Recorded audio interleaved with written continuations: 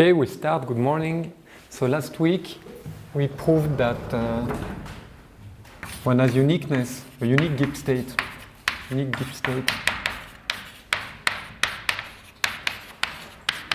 the parameters are beta and h, if and only if the expected value of the spin at the origin under the plus state coincide with the expectation under the minus state. Something we did last week. And as I promised, we are going now to try to relate these quantities, this expected value of the spin at the origin under the plus and minus states, to the magnetization density, the average magnetization density that we introduced earlier. So maybe let me just recall the definitions, since we have not used them since 2 or 3 weeks ago. So m lambda was the random variable 1 over lambda, sum over all I in lambda sigma I. It was just the average spin in the box lambda. And then we introduced notation m lambda sharp, which was the average magnetization density in lambda with sharp boundary condition. This was a function of beta and h, which was defined as the expected value of this random variable m lambda under the corresponding finite volume Gibbs measure, beta h. Okay. And what we proved, it was a corollary 3-4. So in corollary 3-4, we proved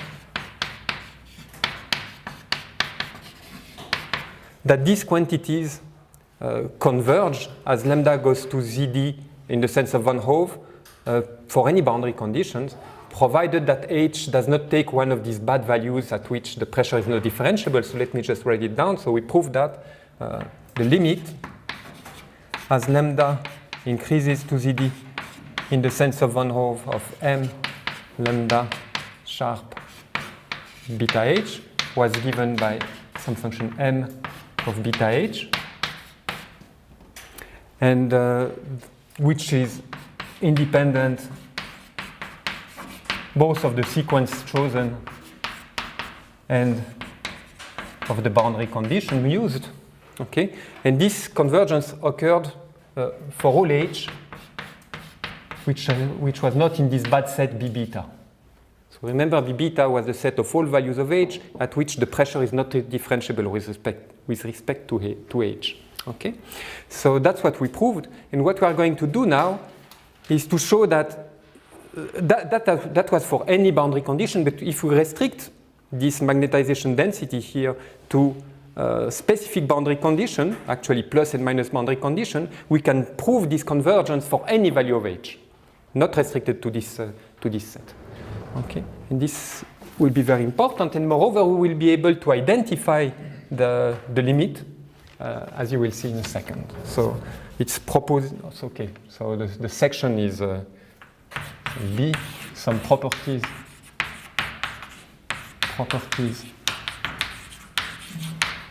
of the magnetization density.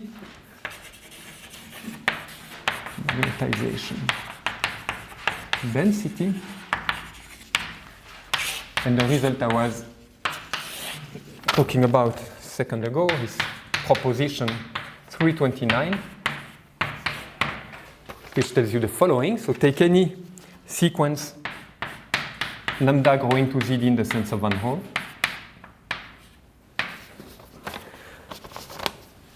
Then m plus of beta h, which by definition is the limit as lambda goes to ZD of m plus lambda of beta h. So it's exactly the quantity I defined here, but for the plus boundary condition. And the corresponding one with minus boundary condition, which I will denote m minus beta h.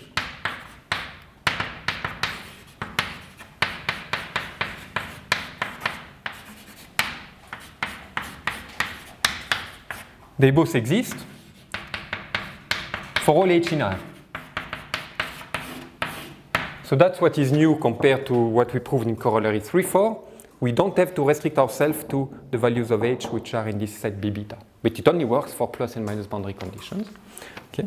Moreover, we can identify the limits. Moreover, we have the following. So M plus of beta H is actually equal to sigma 0 plus beta H, and the same for M minus.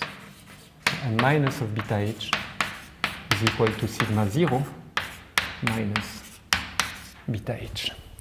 Right?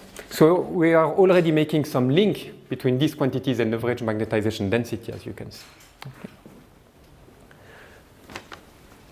In addition to that, we can say something about, so that's not over, I will continue there. We can say something about some continuity properties of this function m plus and m minus. So here, so in addition, we have that the function h goes to m plus of beta h. This one is always right continuous.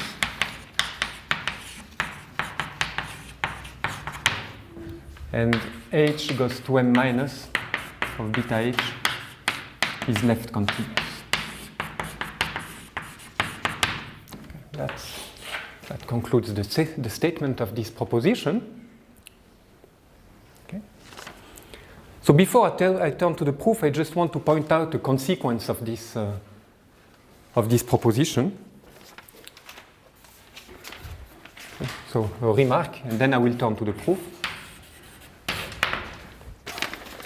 So again, by this corollary, oh, it was not 3.4, it was 3.7 apparently.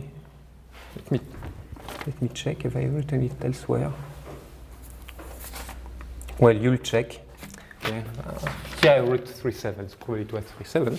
Okay, so by corollary 3.7, one of the things we proved in this corollary was that, which I mentioned here, is as long as H is not in B beta, the limit you get does not depend on the boundary condition you have chosen to use. So in particular, this function m plus and m minus should coincide with m beta h as long as h is not in B beta.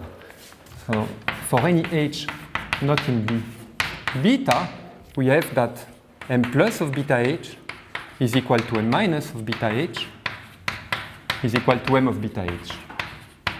Okay. So that's just something we already showed. But this has a consequence for us, which is the following. So if we take a sequence of, say, hk of magnetic field that decreases to 0, such that hk, for all k, hk is not in B beta, so you take only good values. We saw that we can always do that because the set of bad values is at most countable. So take a sequence like that, then the spontaneous magnetization, which we defined as the function m star of beta, which was defined as the limit as hk goes to 0 along such a sequence of m of beta hk. So that was the definition we gave again in this corollary. Okay. This is actually the same as the limit as hk goes to 0 because of this identity here. I can replace m by m plus beta hk because hk is not in B beta. Okay. But now by the statement which is here, m plus is right continuous. So this limit here is just m plus of beta 0. So that's by right continuity of m plus. Okay. And then m plus of beta 0 is just sigma 0 plus beta 0. So that's sigma 0 plus beta 0, which shows that the quantity sigma 0 plus, at least when h is equal to 0, okay, this quantity which appears here in this criterion for uniqueness of a Gibbs state is exactly the spontaneous magnetization. Okay. Good, so that was just a remark I wanted to make. We will make use of it later today. Now I will turn to the proof of this proposition 329.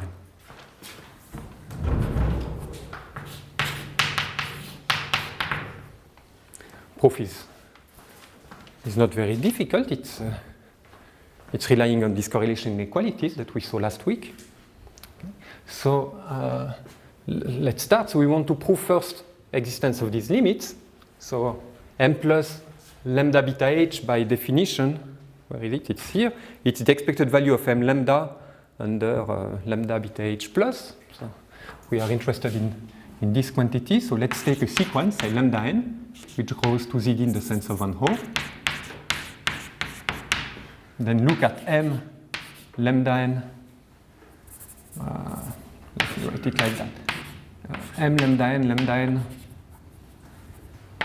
plus beta and h will be fixed in all the proofs, so I will not write them down. As usual, I just omit the notation. So I'm looking at this quantity for plus boundary condition along this sequence lambda n. Then this, by definition, it's 1 over lambda n. Then sum over all I in lambda n, by definition of this random variable here, an expected value of sigma I plus lambda n. Right? I'm just using the definition of this random variable, plugging it in the expectation. So you get an expression of this type. Now remember that we saw last week that if I take the expected value of a function which is non-decreasing, so this, the spin at I is a non-decreasing function. Okay. If I take its expectation in a box with plus boundary condition, the expectation decreases as I push the pluses away. Okay. So this is decreasing in lambda n, so this expectation will be larger than sigma I plus if I push the spin at the boundary to infinity. Okay, you take a sequence of growing boxes which contain lambda n and you let the sequence grow to zd and you get this inequality. Okay, this is always true. That's one of the results we proved last week. Therefore, we get that this is larger than 1 over lambda n. Sum over all I in lambda n, expected value of sigma I plus. Okay. But now we saw also something else last week. We saw that the expected value, the plus state is translation invariant, so the expected value of sigma I is the same as the expected value of sigma 0, so this is equal to the expected value of sigma 0, so that's by translation invariance of the plus state. Okay. But then that means that this does not depend on I anymore. I can take it out of the sum. Remains lambda n terms divided by lambda n. So the only thing that I have now is the expected value of sigma 0 plus. Okay. So what can I conclude from this first computation is that if I take the liminf as n goes to infinity of this m lambda n plus lambda n, this is larger or equal sigma 0 plus. Okay. So it's 1/2 of what I want to prove. So I want to prove that, okay. I want to prove that this limit exists, so I have to prove that the lim sup and the liminf coincide, and I want to prove also that it's given by this, so I've already proven that the liminf is larger than that. If I manage to prove that the lim sup is smaller than that, I will have proved at the same time convergence of m lambda plus and the fact that the limit is given by the expected value of sigma 0 in the plus state. Okay, so now I have to turn to the lim sup. And now things will be necessarily a bit more complicated because I will not have this kind of monotonicity that I will be able to use. It does not go in the right direction, so I have to do something a bit different. Actually, I will still use monotonicity, but in a slightly more clever way.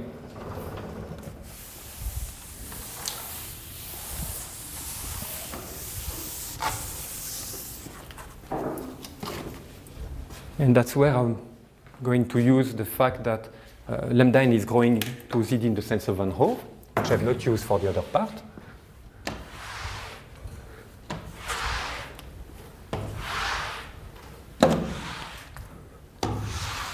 Okay, so let's turn to the other bound. So what I'm going to do is the following. Let me maybe make a picture first. So here is lambda n.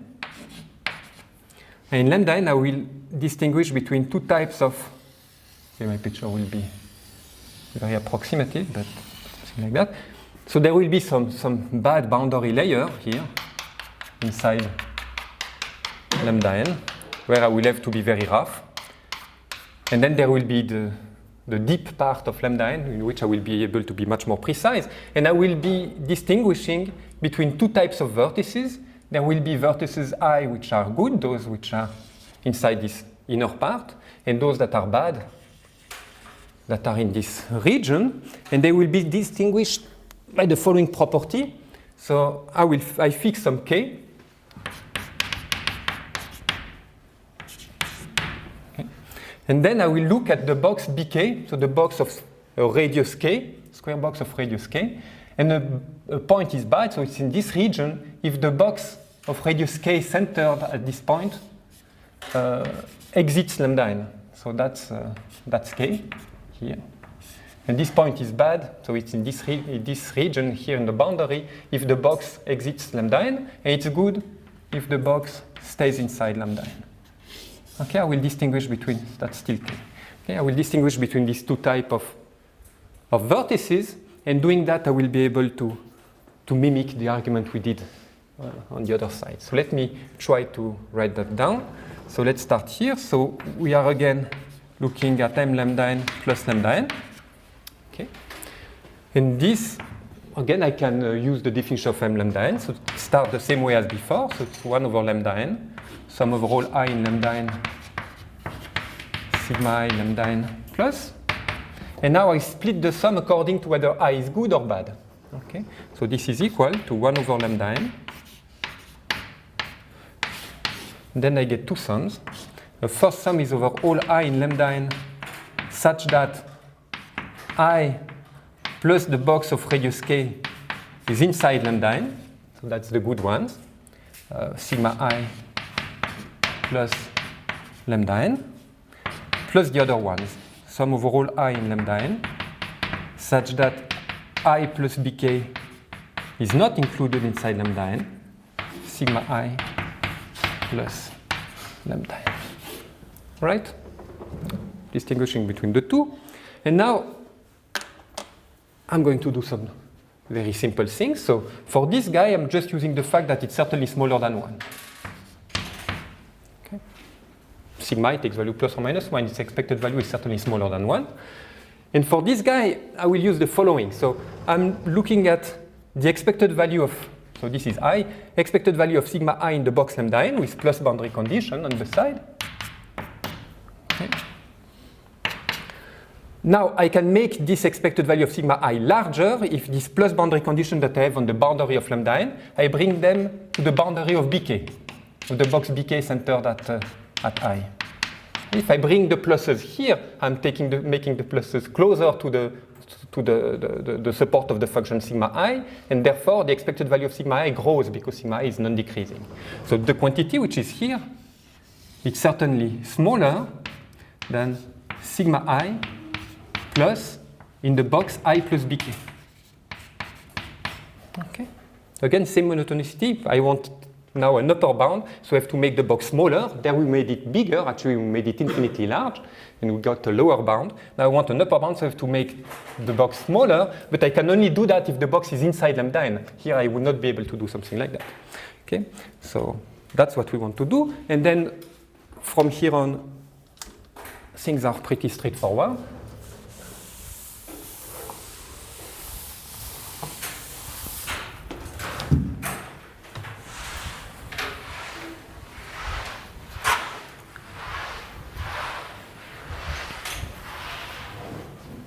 Okay, so let me write what we get. So it's an upper bound that we get. So it's smaller than 1 over lambda n. Sum over all I in lambda n such that I plus bk in lambda n. And then we get sigma I plus in I plus bk. Yeah, that's the first. And then we have this error term, 1 over lambda n. Sum over all I. Okay, I bounded it by 1. So if I do that, the only thing that remains is the number of terms. Let me write this, will be shorter. So it's just the number the cardinality of the set of all I in lambda n, such that I plus bk is not included in lambda n. Okay. That gives me a bound on this guy. And then the last thing to notice is that here what I have is that I have a box, a translate of the box bk, that's my box I plus bk, with plus boundary condition.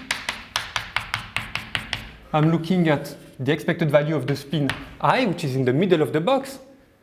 Well, that obviously by your relabeling of the vertices is the same as the expected value of sigma 0. So this is equal to the expected value of sigma 0 plus bk. Okay, if I call I, the vertex I call it 0 now, and I relabel all the vertices accordingly, then I just get the box bk and the expected value of sigma 0. So this is just the same thing. Okay. So that means that we get in the end. So I'm a bit annoyed with the fact that I have to restrict the sum here, so I can remove this condition, which is here. If I remove this condition, that means that I'm adding as many terms as I have here. I'm adding terms to this sum, right? But the terms I'm adding at worst, they are equal to -1. This quantity is always larger than -1. So that means that I can write that as 1 over lambda n. Sum over all I in lambda n, this sigma 0 plus bk, plus, and then I get a 2 over lambda n because I've added again something of the same order and the same set as before, the size of this set as before. Okay. So the 2 is just in order to allow me to remove this condition. So I'm adding more terms. Observe that I've never said that these guys are positive, so they could be negative. So when I'm adding more terms, I'm adding negative terms, which is bad. So I have to compensate for them, therefore a 2 here. Okay. It's an inequality, thank you. I'm using this inequality here. Okay? But then this guy again does not depend on I, so this just disappears, and we are left with sigma 0 plus bk plus 2 over lambda n times the size of this set. So now what we have to do is just say something about the size of this set, and then we'll be essentially done. So I need to know how many vertices I have which are there in this layer. Okay. So one observation you can make is that each time you have a vertex, say J, which is in this layer, then necessarily the box centered at J contains a vertex of the inner boundary of lambda, because it has to contain vertices which are outside lambda. So it has to contain also a vertex which is in the inner boundary of lambda. And therefore I can bound the total number, this guy here, I can bound it very roughly by the size of the inner boundary of lambda n multiplied for each vertex in the inner boundary of lambda n. I'm taking all the vertices which are in the box of radius k centered at this vertex. I do that for all vertices, and by doing that I get a covering of this region, so times bk. Okay, that's very rough. It's a pretty poor upper bound, but it will be enough for our purposes. So I'm just bounding the number of guys there by the size of the box times the number of vertices in the inner boundary. And then we can now take the limit as n goes to infinity and see what we get.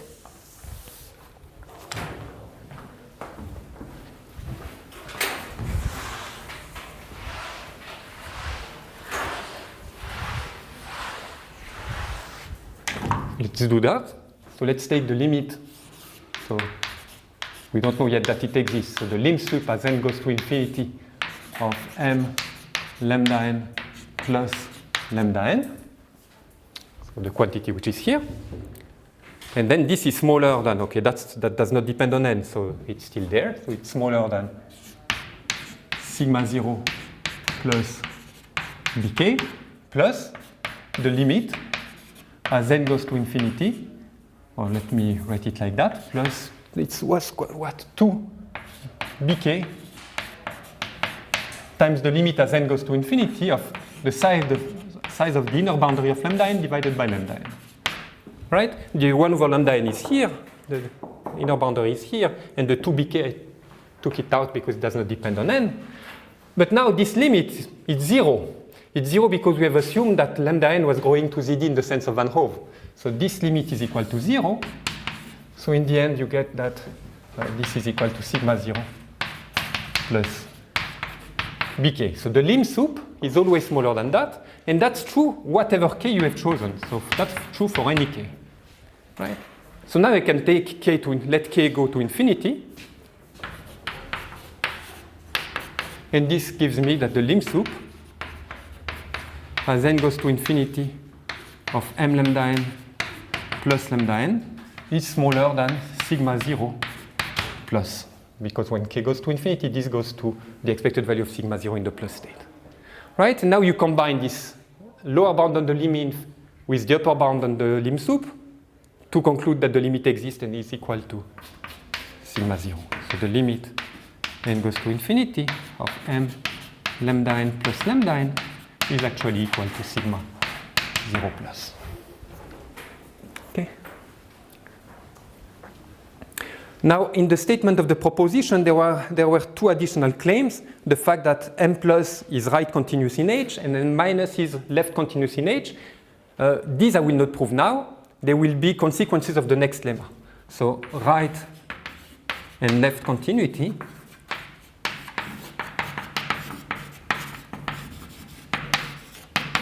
follow from the next lemma that I'm going to prove now.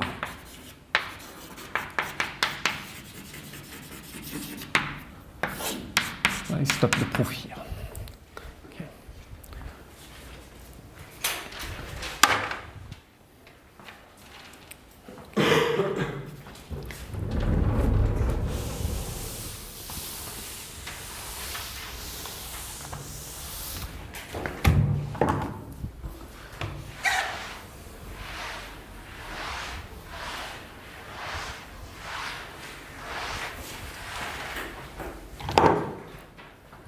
Okay, so that's done.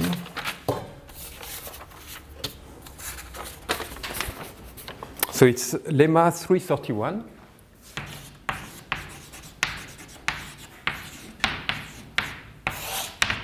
It states the following facts. First, for any beta, the function h goes to expected value of sigma 0 plus beta h. This function here is non-decreasing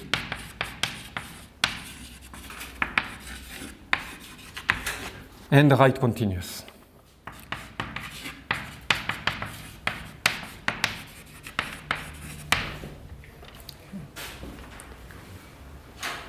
Of course, by symmetry, if I look at the function h goes to sigma 0 minus, it will be non-increasing and left continuous. But let's just do this half. I will not write down the other one. It's written in the book if you want to have the statement. Or maybe let me write it down. Let's not be lazy. So sigma 0 minus beta h is still non-decreasing, but it's left continuous. Non-decreasing and left continuous. But I will prove only one of the two because both are proved in the same way. Okay, so that's the first statement. It's about the behavior of this expectation as function of h. And the second statement is about the behavior as function of beta. One can prove more than what I will say, but I will just say what we will use later. Note that indeed it implies a right and left continuity of m plus and m minus, since m plus is equal to sigma 0 plus and m minus is equal to sigma 0 minus. Right? So that's indeed answers and proves the statement made in the other proposition. And now the next statement is that for any h greater or equal 0, so that's important, there is an analogous statement for h negative, but it's a bit different. We have that as a function of beta, sigma 0 plus beta h is non-decreasing is non-decreasing, and beta goes to sigma 0 minus beta h is non-increasing. Non-increasing. Okay. So that's the statement of this lemma. And let me quickly prove it. It's easy.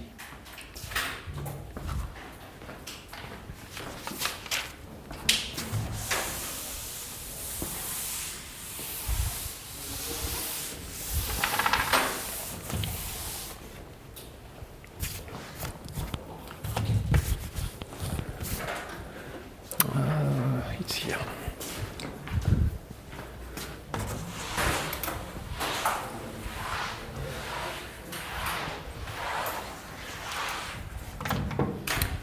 Okay, so proof.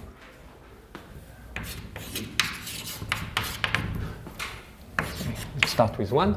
So I want to prove that it's non-decreasing. I will work first in a finite volume, then I will take a limit. So let's lambda the finite subset of ZD. Okay. Then what you have is that if you compute the derivative with respect to h of sigma 0 plus lambda beta h. So I'll let you compute this derivative. It's really a simple exercise. I will just give you the result you get if you do this computation. You will get the sum of all I in lambda, sigma 0, sigma I plus lambda beta h minus sigma 0 plus lambda beta h sigma 0, sigma I plus lambda beta h. So that's what you get. Okay. And then you use the fact that sigma 0 and sigma I are both non-decreasing, so that by FKG, by the FKG inequality, this is non-negative.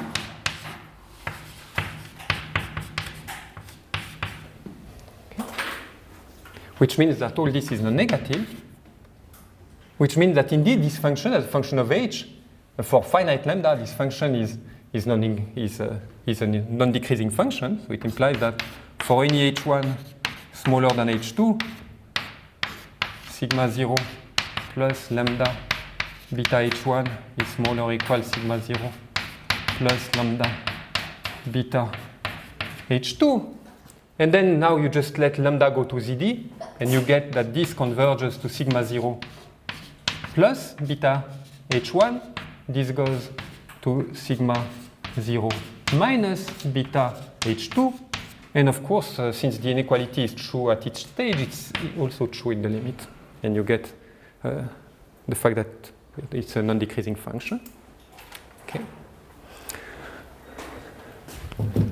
So that's for the first claim. Now I have to prove that it's also a right continuous function.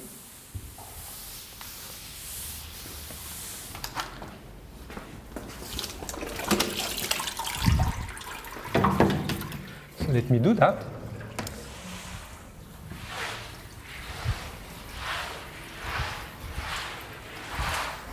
And for this, I will need a simple result from first year analysis. Maybe you have not done it, but it's the same level of difficulty as the exercises in first year analysis. So, parenthesis, I will need something which is lemma before in the appendix of the book. But you should do it yourself, it's really not difficult. So take a sequence A, Mn. It's indexed by two indices. Okay, it's a sequence of real number, a double sequence of real number if you want. And I want this double sequence to be such that it is bounded below. So on the one hand, there exists K such that for any m and n, Amn is larger than K. Okay, so it's bounded below. And then it's also non-increasing. So for any m smaller than m prime, any n smaller than n prime, I have that Amn is larger or equal m prime, n prime. Okay? So assume you have this double sequence which is bounded below and non-increasing. Then the limit as m goes to infinity of the limit as n goes to infinity of AMN is the same thing as the limit as n goes to infinity of the limit as n goes to infinity of AMN. And it's actually given by the infimum of the set of all AMN, M, N. Okay. So that's a very easy thing to prove. So I let you do this, or you can read the proof if you prefer. And I'm going to use that to conclude that the function is right continuous. By introducing a suitable sequence and then interchanging limits using this result.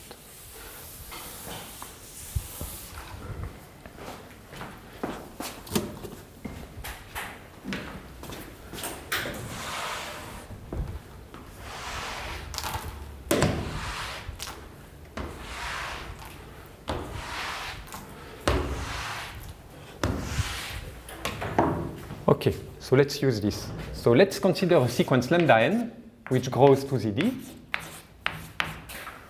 Let's consider a sequence m, which decreases to h.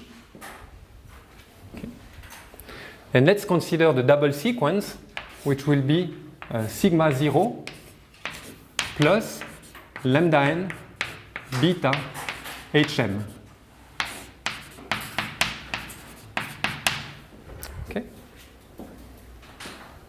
I'm exactly in this setting.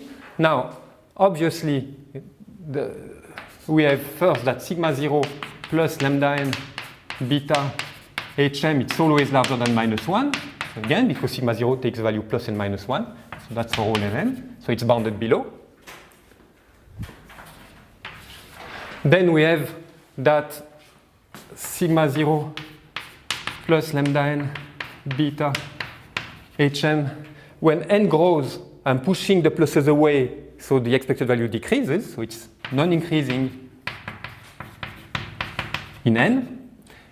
When n becomes larger, that means that HMs become smaller, so the expected value decreases. That's what we just proved. So it's non-increasing in n and n.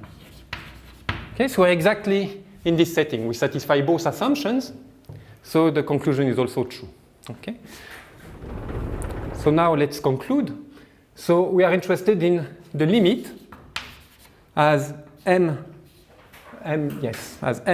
goes to infinity of sigma 0 plus beta hm. That's what we want, right? It's the expected value of sigma 0 in the plus state as the magnetic field decreases, as a sequence of magnetic field hm decreases to some magnetic field h, and I want to prove that this limit is given by sigma 0 plus beta h. Right? That's right continuity.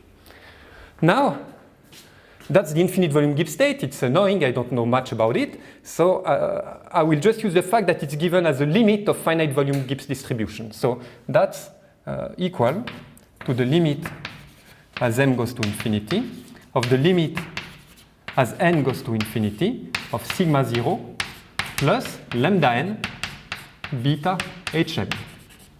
Right? Just using the fact that this is the limit of these guys, letting n go to infinity. Now I'm going to use lemma before, which allows me to interchange the two limits. Okay, so this is equal to the limit as n goes to infinity of the limit as m goes to infinity, so that's lemma before, of sigma 0 plus lambda n beta hm. Now, what have you gained by doing that? Well, what you have gained is that if you write down explicitly the definition of the expected value of sigma 0 in a finite box, in the plus state, I mean with plus boundary condition and beta and hm as parameters, if you write that explicitly, you see immediately, exactly from the explicit expression, that this is a real analytic function of h. we made similar function of H. Similar comments about the finite volume pressure. It's for exactly the same reason. If you write down this is a ratio of two real analytic functions of H, which are both strictly positive, so it's real analytic. In particular, it's continuous in H. Since it's continuous in H, this has to be equal to sigma 0 plus lambda n beta and the limit of the HM, which is H. That's by continuity.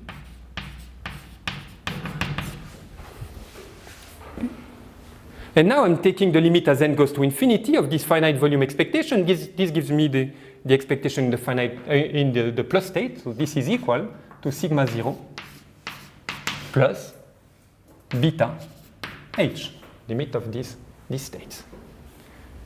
So indeed, I have right continuity as h decreases to as hm decreases toward h. In the limit, I get the same function evaluated at h. Right. So this proves this right continuity. And the last thing left to prove is point 2 in the statement. So now we fix a non-negative value of the magnetic field, and we look at the dependence of sigma 0 in the plus state as a function of beta. I want to show that it's also non-decreasing, so it will be completely similar to what we did for the dependence in H. Except that instead of using FKG, we will use GKS, and GKS forces us to have positive magnetic field. Okay.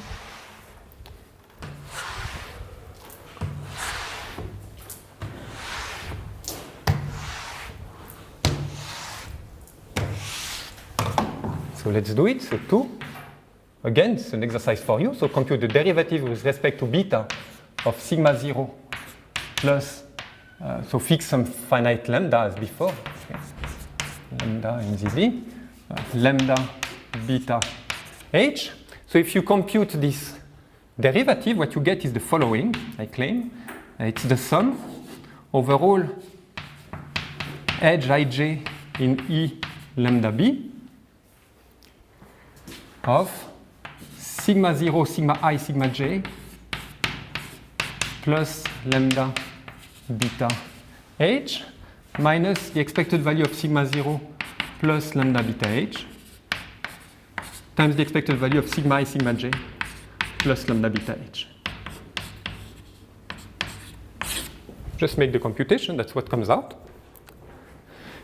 And then, again, what is between parentheses here, since both sigma 0 and the product sigma I, sigma j are functions of the type sigma sub a, we know by GKS inequality that these quantities, these differences are non-negative. That's by GKS. Okay. So it's non-negative. And then, as before, you take the limit as lambda goes to ZD to get the corresponding claim for the plus state. Okay, I will not do it a second time. It's the same as we did for H. Okay. Good.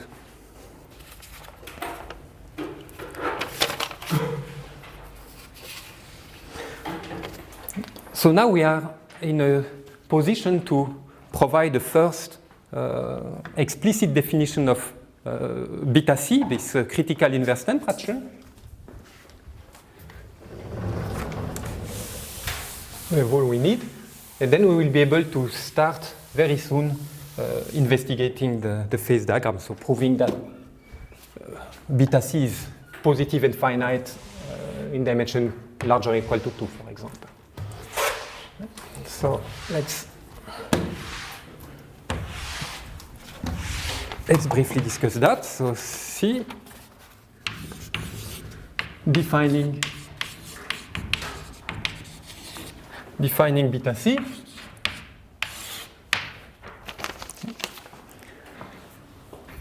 So remember the following. So we have seen that, which sense do I want to make it? Let's say uniqueness. Uniqueness at beta and 0. So beta C only is only interesting as for the system with zero magnetic field. So I'm looking at uniqueness at beta in h equals 0. This we have seen is equivalent to sigma 0 plus beta 0 is equal to sigma 0 minus beta 0. That's what we proved last week. But now use the fact that when h is 0, the probability measure you have is invariant if you interchange all pluses and minuses. So there is this symmetry, while the function sigma 0 changes sign when you make this the exchange of pluses and minuses. So that means that this expected value here is equal to minus sigma 0 plus beta 0. Okay? You have your system, you are just looking at it head down, and of course changes the spin at the origin. Okay? So that's what you have, but that is that you have uniqueness if and only if sigma 0 plus is equal to minus sigma 0 plus, which means sigma 0 plus equal to 0. So that's equivalent to sigma 0 plus beta 0 is equal to 0. But again, this is equivalent. We have seen that sigma 0 plus beta 0, I don't know if it's still on the board, but we saw earlier today that this is the same thing as m star of beta, the spontaneous magnetization, equal to 0. So we have this sequence of equivalences. So I have uniqueness at beta 0 if and only if there is no spontaneous magnetization. Okay? So from this now I can define beta c, and then we'll make the break.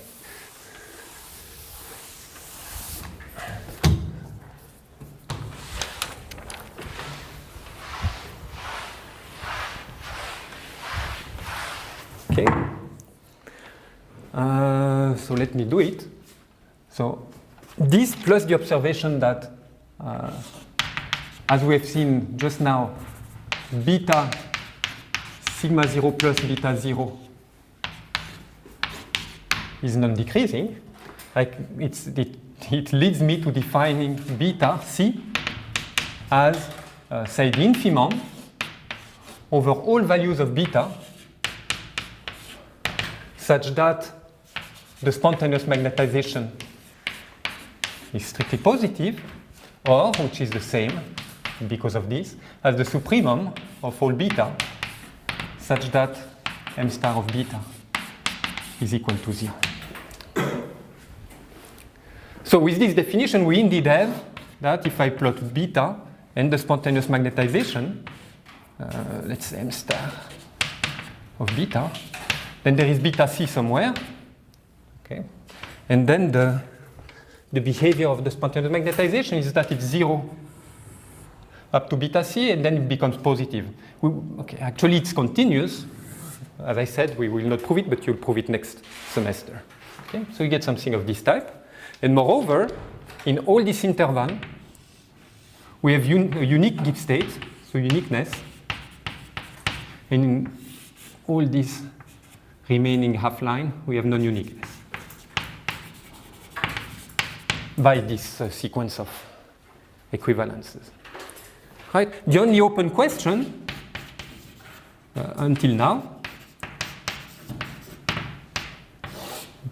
is beta c non-trivial? So is it different from 0 and infinity? So that's the question we are going to investigate from now on. Right? Okay, so now we make a break and we reconvene at 18 past.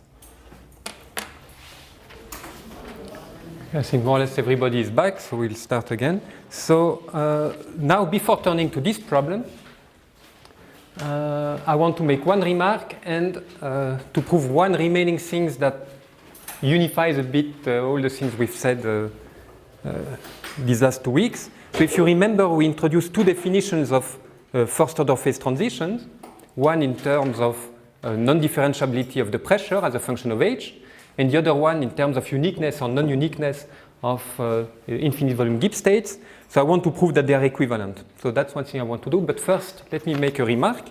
So the significance of this remark will maybe not be very clear now, but it will turn out to be very useful in later chapters. So let me do it here. So let's look at the product sigma 0, sigma I, and take the expected value of this product under the plus state at beta 0, so 0 magnetic field. Okay. Then again, sigma 0 and sigma I are non-decreasing, so by FKG, this is larger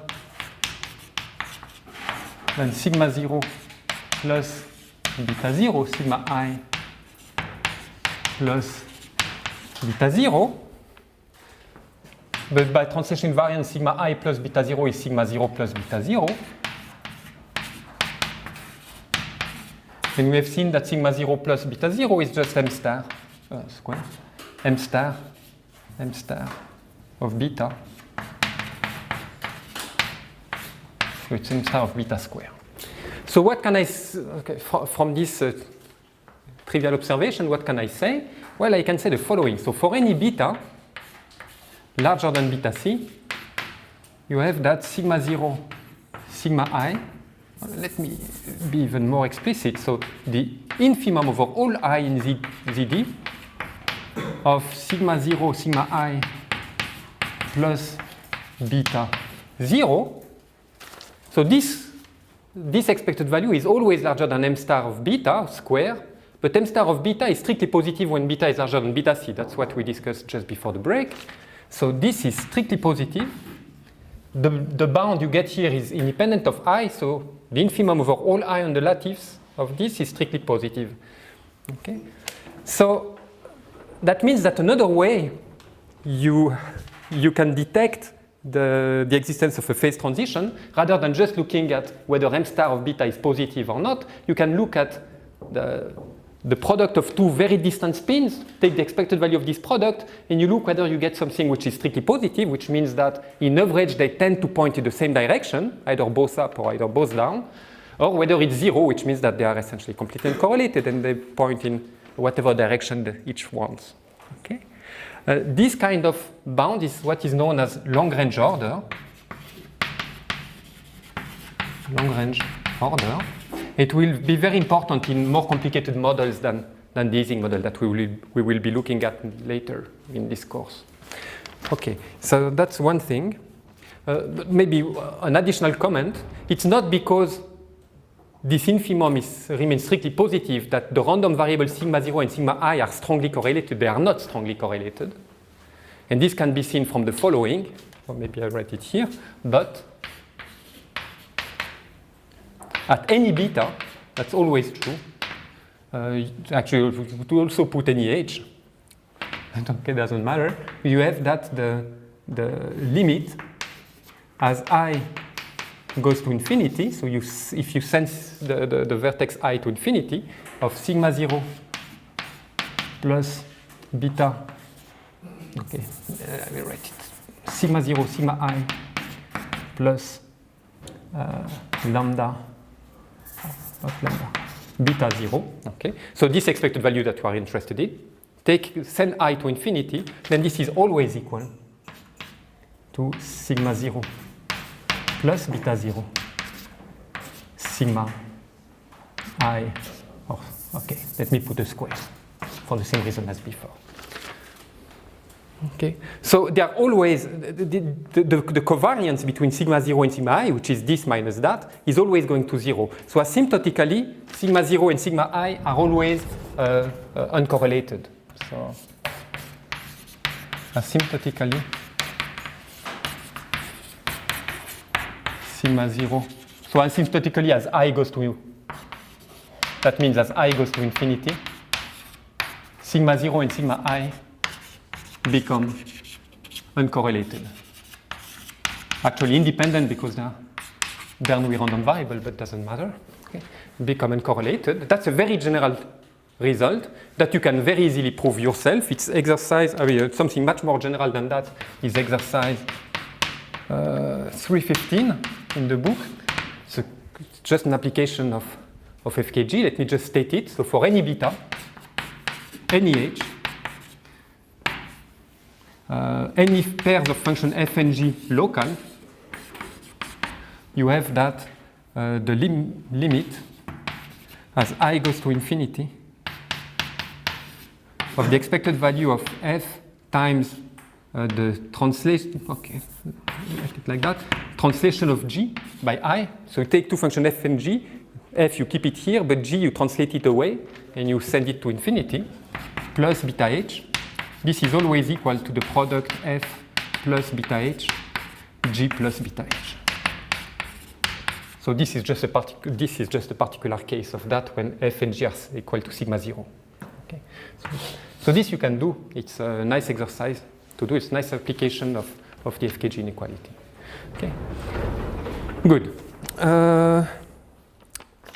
So now I prove equivalence of the two definitions of first order phase transitions, and then we move on to proving properties of beta C and so on.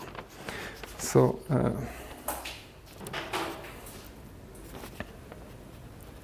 let me do it like that. So equivalence, or second characterization of uniqueness. The second characterization of uniqueness of Gibbs state. And this will provide us with the equivalence between the two definitions that we have seen of first order phase transitions. So it's theorem 334. Tells you the following. So for any beta, so as usual, beta is always non-negative, any h, we have the following. So the right derivative of the pressure with respect to the magnetic field at beta h is given by m plus of beta h, and the left derivative is given by m minus.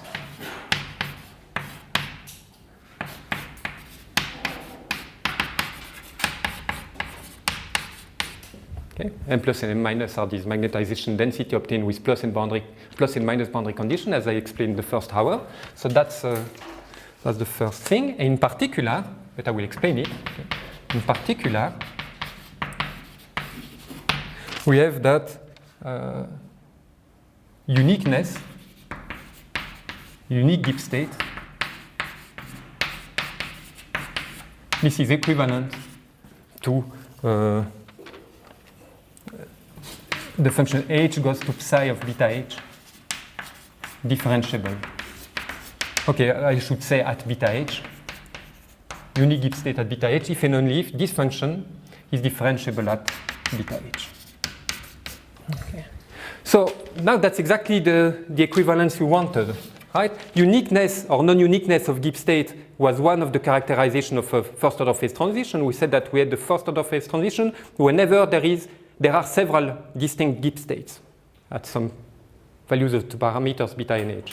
And then the second definition was that we had the first order phase transition whenever, as a function of h, the pressure was not differentiable at beta h. So this equivalence is telling you that you have a first order phase transition in terms of the pressure if and only if you have a phase transition in terms of the Gibbs states.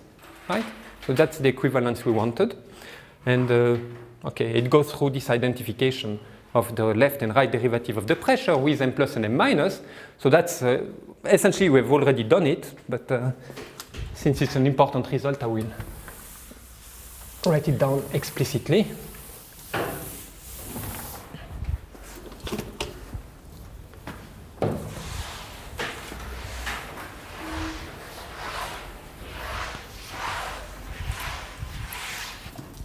And then we are done with these generalities and we start investigating the really interesting questions. So proof.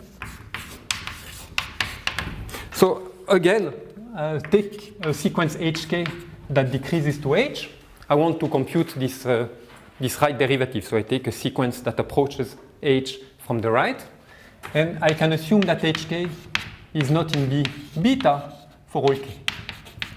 This I can always do, so I will do. I assume that this is the case. Then we have that we showed in this lemma this corollary 3.7 that the right derivative of psi with respect to h at beta h was given by the limit. So that's corollary 3.7 is given by the limit as hk decreases to h of m beta hk. So this is one of the statements in corollary 3.7 that we proved long ago. Okay. But now, since hk is not in b beta, I can replace m by m plus, because as we have seen in the previous hour, these two functions coincide outside b beta, so that's equal to the limit hk decreases to h of m plus of beta hk, but m plus beta hk is right continuous, so it's m plus of beta h. Okay, so this implies this first identity. You can do either you do exactly the same argument for d minus, or you use symmetry. For example, you could argue that d minus h psi beta h, since psi is an even function of h, this is the same as so the left derivative at h is the same as minus the right derivative at minus h. Okay. And then this we've already established the equivalence between the right derivative and m plus. So this is minus m plus of beta minus h. But by symmetry, this is m minus of beta h. Okay?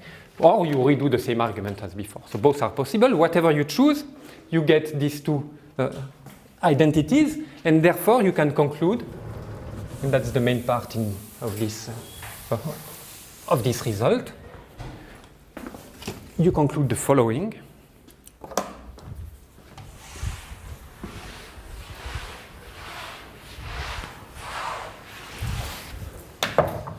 Uniqueness at beta h. So this we have seen is equivalent to sigma 0 plus beta h equals sigma 0 minus beta h. But we have seen that this is the same as m plus of beta h, because this is equal to that, equal to m minus of beta h, because this is equal to that. But this is the same by these two identities as d plus h psi beta h is equal to d minus h psi beta h, which means that the right and left derivative coincide, which means that psi is differentiable at beta h. So h goes to psi of beta h is differentiable at beta h. Okay, which is exactly the claim that we made. Okay. So indeed, everything comes nicely together, and we get these equivalences. Okay, so now we are done with all these preliminaries, which took quite some time, and we are ready to start investigating explicitly the phase diagram. So this determining when you have uniqueness or non-uniqueness, and so on. When the behavior is paramagnetic or ferromagnetic, if you want a more physical terminology.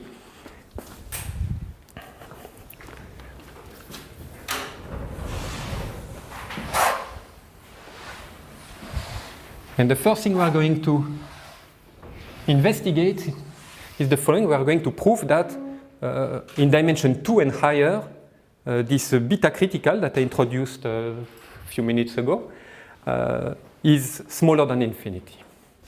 So 3, 7, 2, spontaneous symmetry breaking, spontaneous symmetry breaking at low temperatures.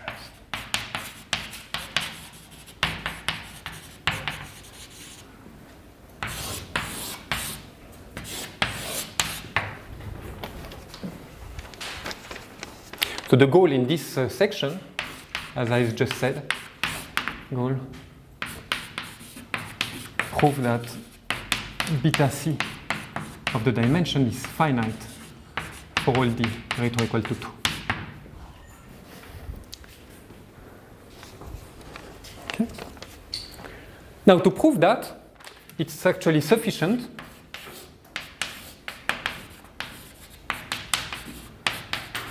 to prove the following. I claim that it's sufficient to prove the following. There exists a function delta, a function of beta, such that delta of beta goes to 0 when beta goes to infinity.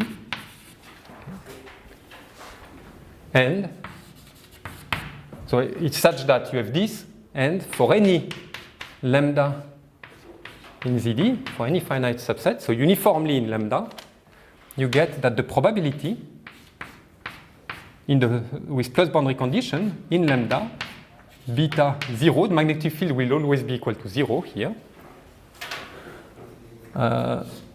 that the spin in the middle of the box, so let's say lambda containing 0 so that it's interesting. Should I?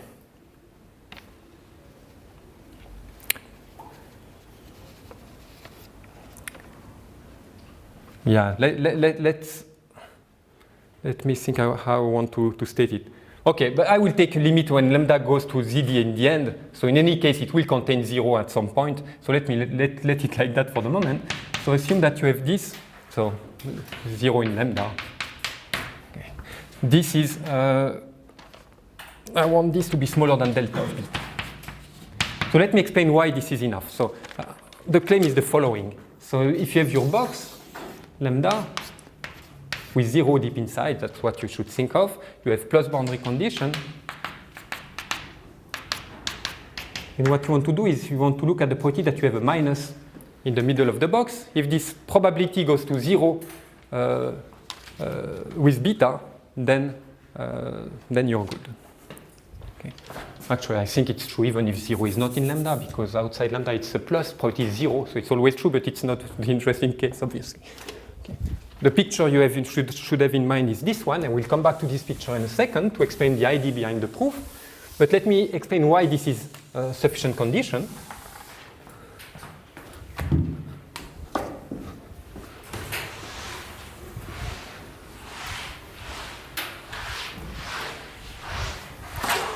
Okay, so why is it sufficient? So if you remember, so beta larger than beta critical, this is equivalent to, it's equivalent to sigma 0 plus beta. Oh, let me do it with m star first.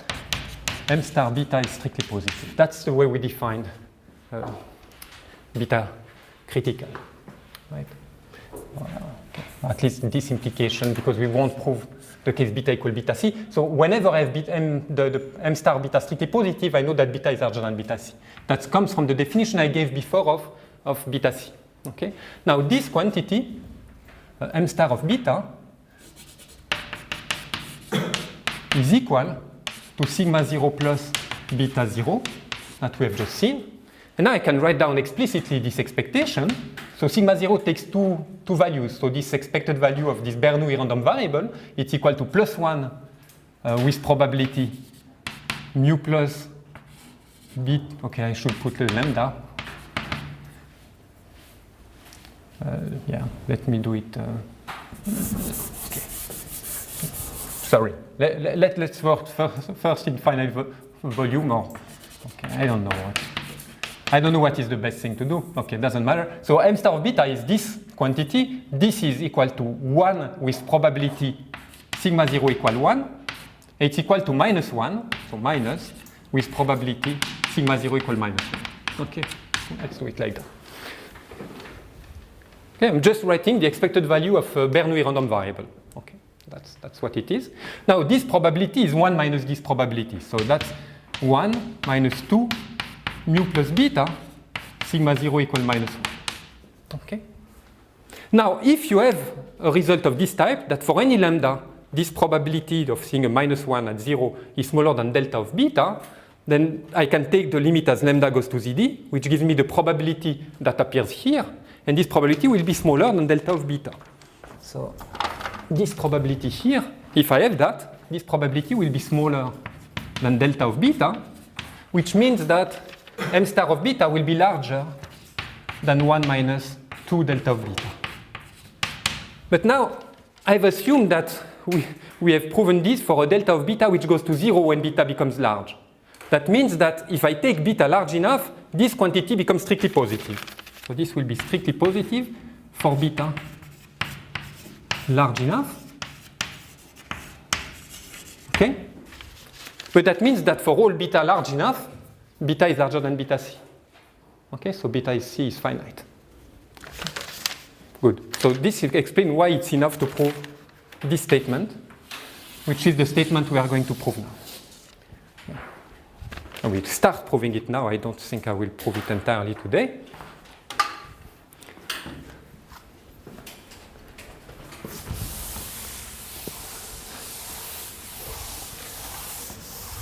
So what is the idea? Why should we expect this to be true? So we have plus boundary conditions. The spin at the middle is minus. So maybe there are other minuses around. You have some cluster of minus spins here. And then at some point the cluster stops because we have plus boundary condition, and at the boundary of this cluster I have pluses. Okay? So I have some region with minus spins surrounded by plus spins, which is drawn like that. Now, along this region, all along this region where I have these pluses next to minuses, I have pairs of spins that are neighbors and which have different spins, right? And each of these pairs you pay, for each of these pairs you pay because pluses don't like to be next to minuses, right? So you will pay for all these guys. So the existence of such a region should be very unlikely. Should be, okay, I write it like that, but okay, should be very unlikely when beta is very large.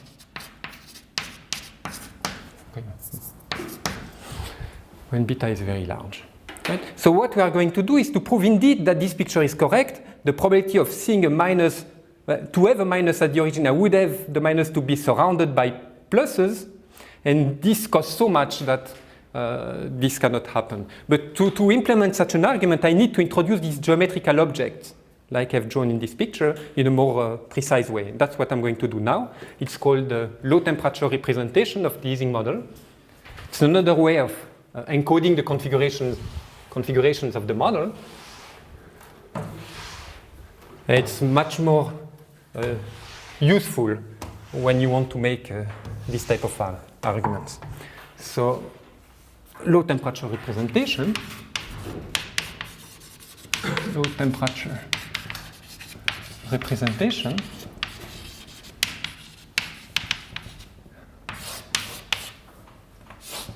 Okay. So take a finite set lambda with plus boundary condition. Again, as always, I will take h equals 0, and I will only discuss for now what happens in dimension 2. So the ZD is actually Z2. Okay. There is no loss of generality because afterwards we will show that beta C is monotone in the dimension. So if beta C is finite in dimension 2, it's even smaller in dimension 3, and so on. And therefore we will deduce the result for higher dimensions from the result in dimension 2. So the important case is dimension 2. So let's assume that because the pictures are simpler, same as on the board. Okay, so okay, let's start, and I will first explain it on a picture. So let me make a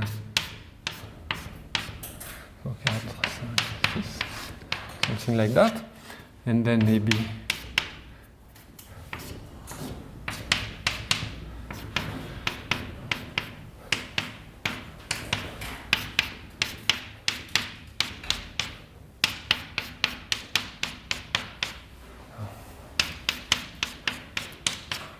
the configuration of the model.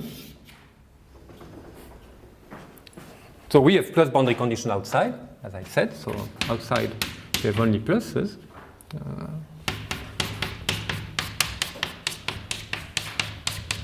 And so on.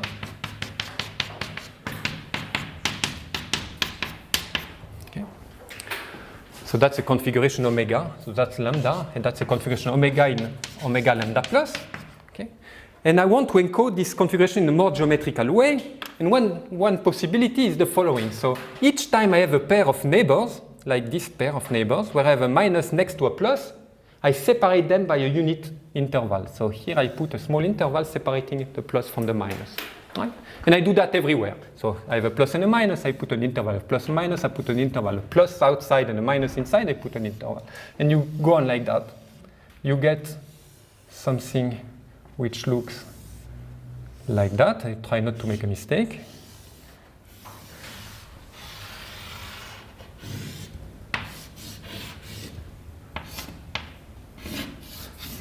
right? Get a picture of this type. Now, if you know that the boundary condition is plus, and I give you only these lines, these red lines, you are able to reconstruct the configuration from the lines, right? You start with pluses outside, and each time you cross a red line, you change the sign. So I have pluses outside, so this becomes minus. I cross a line, it becomes plus, plus. Cross a line, it becomes minus, minus. Cross a line becomes plus, and so on. So I can reconstruct completely the configuration from this set of lines. Okay. Now this set of lines, it would be nicer if these were loops, really simple loops. So without crossing. So I will just take a convention that when I have a crossing like that, I deform it always like that. Okay?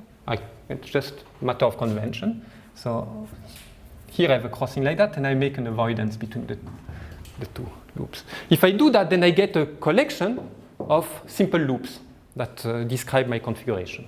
Right? I will give them names. So this one I will call it gamma 1. This one I will call it gamma 2. This one I will call it gamma 3. The numbering doesn't matter. Gamma 4. Okay? These are what are called the contours of the configuration.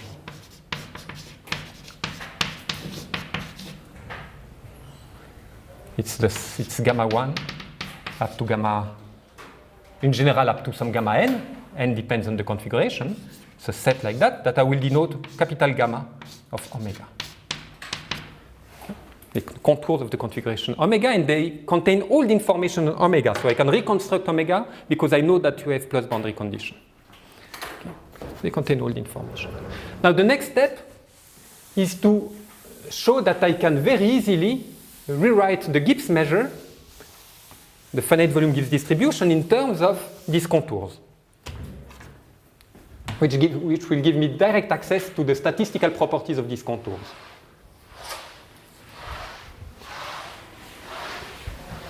That's what I want to explain. I will keep the picture because it's easier to explain it with a picture. So let's look at the Hamiltonian H in lambda, beta, 0. Maybe I should omit H because it's always 0. But this, by definition, it's minus beta, sum over all nearest neighbor ij, sigma I, sigma j. Up to now, nothing special. Now I would like to have something which explicitly takes into account pairs of neighbors which have different signs. Okay, I want to see the contribution of these guys. So this I can do by slightly modifying this. So let's write it this way. So it will be beta, sum over all ij in E lambda b, 1 minus sigma I sigma j. So this term is still there. It's beta times minus sigma I sigma j. It's still there. But I've added something which I have to subtract. So it will be minus beta times the number of guys there, which is just the cardinality of the set E lambda b. Observe that this is a constant, does not depend on the configuration omega. The only thing that depends on configuration omega are these two random variables. Okay? So this does not depend on omega. It's just a constant. It will play no role. It will disappear very soon. Okay, but for now, it's there. And now, let's see. So what is this guy? This guy,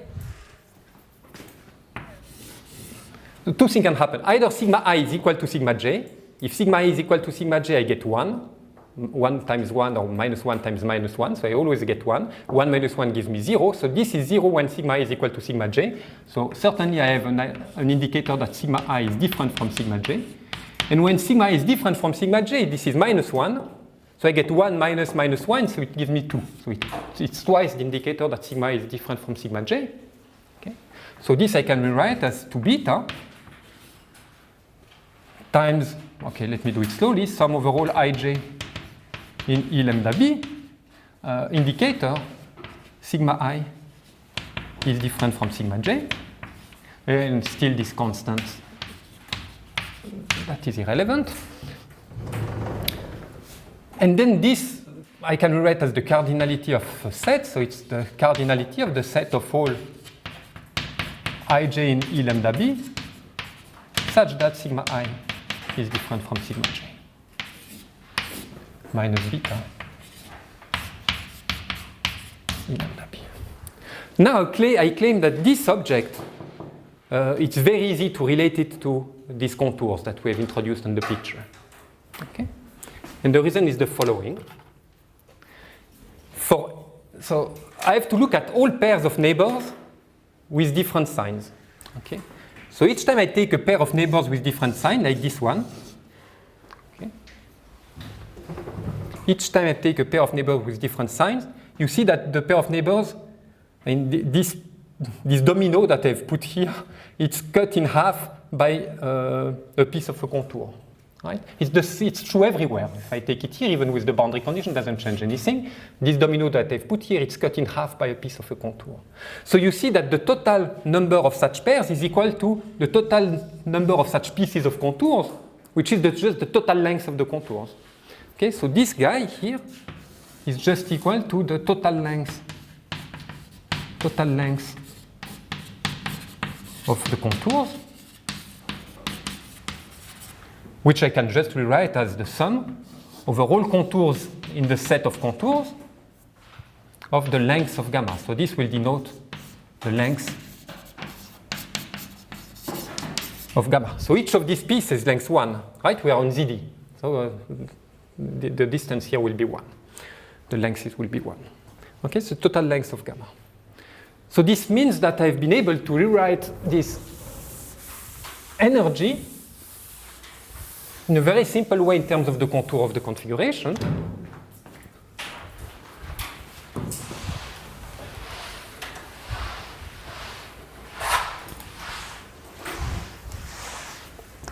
So choke. Okay, so I get minus 2 beta, sum over all gamma in the set of contours of the configuration, gamma, and then you still have this,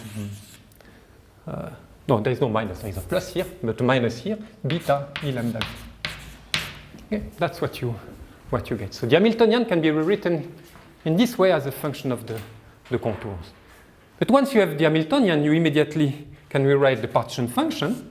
So Z lambda beta 0 plus is given by what? Well, it's given by the sum of all configurations, omega in omega lambda plus, of exponential of minus the Hamiltonian. Okay, so there will first be some constant, some irrelevant constant here, which is E beta E lambda b, okay, which I can take out of the sum. It's just a constant, and then I will get this, which I can rewrite as the product over all gamma in the contours of the configuration omega, E minus 2 beta length of gamma. Okay? E minus h. But once I have this, now I can write the probability of a configuration. So for any omega in omega lambda plus, I get that the probability of the configuration omega, probability of seeing omega, is equal to, well, E minus the energy of omega divided by the partition function. So we'll get the product over all gamma in gamma of omega, E minus 2 beta gamma, divided by the sum over all possible configuration omega psi tilde in omega lambda plus, product over all gamma in gamma of omega tilde, E minus 2 beta gamma. Just E minus h divided by the partition function. These constants, these constants are both in the numerator and denominator, so they cancel, so they've completely disappeared from the probability measure. Okay. So that's our final result for this low temperature representation. So I can represent the probability measure of the probability of a configuration under mu plus as an expression involving only the contours of the configuration. Okay. Is the construction clear? Because the rest of the argument is based on that. Okay, seems to be. So now I can start. I don't know if I will manage to finish it, but I will at least start the proof that, okay, of what I've removed, the fact that the probability of observing a -1 is smaller than a function going to 0 as beta goes to infinity. Okay, so I'm going to do that. It's called the Payer's argument. It was developed exactly in this context for the two-dimensional leasing model by Payers in 1937. And it's one of the, say, central pillars in the understanding of phase transitions. It can be generalized immensely. Here it's really the simplest possible context. So Payers' argument, 1937. So it predates Onsager's exact solution for the two-dimensional leasing model. So it was known, people didn't realize the importance of his paper, but he proved the existence of a phase transition in two-dimensional leasing model before Onsager came up with his exact solution. Okay, so let's take as a particular set lambda a square box of side length n, so the usual box Bn. So I remind you, it's just the box minus n, so the square box with radius n in dimension 2. Okay. And then the basic observation that makes everything works is the following. The event sigma 0 is equal to -1. That's the one, it's the event I explained in the picture earlier. So if sigma 0 is equal to -1, maybe I redo a picture just to be. So if you have your box Bn with plus boundary condition, then you have a minus in the center of the box. Then necessarily, because at the boundary I have pluses somewhere, I must have a contour gamma, say gamma star, that surrounds the origin. It's necessary because this set of minus pins this cluster of minus pins that I have here, it has to end somewhere because I have pluses outside. And therefore the boundary will be a contour like that. Actually, you don't have to have only one contour. You could have 3, for example. Any odd numbers of contours surrounding the origin is allowed. But certainly you must have at least one. Okay? So this event is included in the event that there exists a contour gamma star in the set of all contours with 0 in the interior of gamma star. So what do I mean by interior of gamma star? Well, what you expect it to be. Okay, let me draw it here. So if you have a contour, it's a simple loop. So it splits the plane into 2 components. One of the components is of finite size, the other is infinite size. The component with finite size, I call it the interior. Okay. So if that's gamma, okay, gamma star, that would be the interior of gamma star. Okay. Hope it's clear. So that's the observation we want to use. Because if we have this inclusion, if this event is included into this one, the probability of this event is smaller than the probability of this event. So we get that the probability that we are interested in, mu plus Bn. Let me forget beta and 0. It's always beta 0. So mu plus Bn, that sigma 0 is equal to -1. This is certainly smaller because of that. The probability, mu plus Bn, that there exists gamma star configuration of a contour of the configuration with such that 0 is in the interior of gamma star. Okay, that's certainly true. It's just this inclusion that I explained. Now you use union bound. So this is smaller than the sum of all gamma star such that the interior of gamma star contains 0 of the probability that gamma star, the contour of the configuration contains gamma star.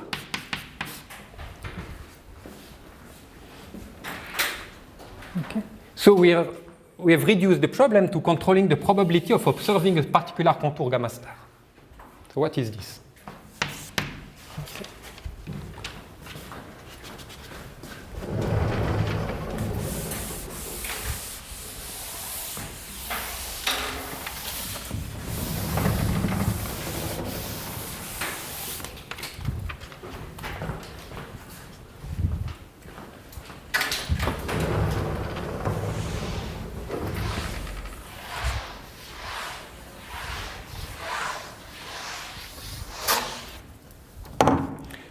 For this, I have a lemma.